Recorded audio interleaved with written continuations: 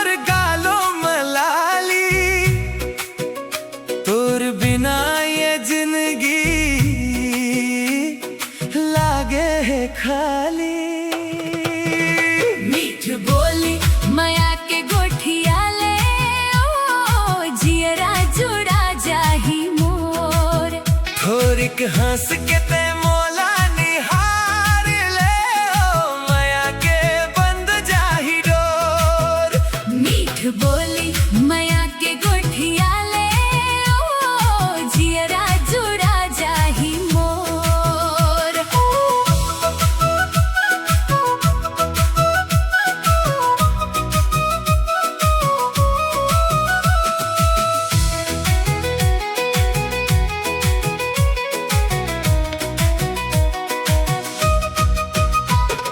सूरज के पहली किरण तू बन जा, मोर सुने मन के हिरन तू बन जा।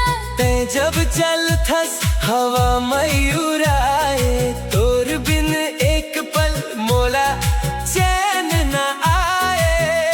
चल जोड़ी संग संग नितान बन जावो, मन के भरम ला मिटा ले ओ।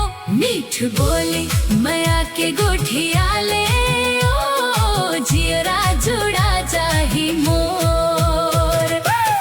माया के बोली बोल लेना, जियरा ला ठंडा कर लेना।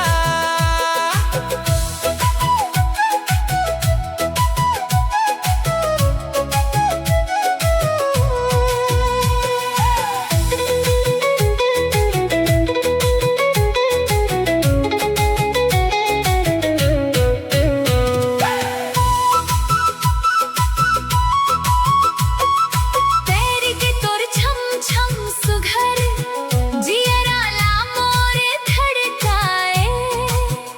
तोर अंचल के छाँव मोरानी, पूरा जमाना भुलाए।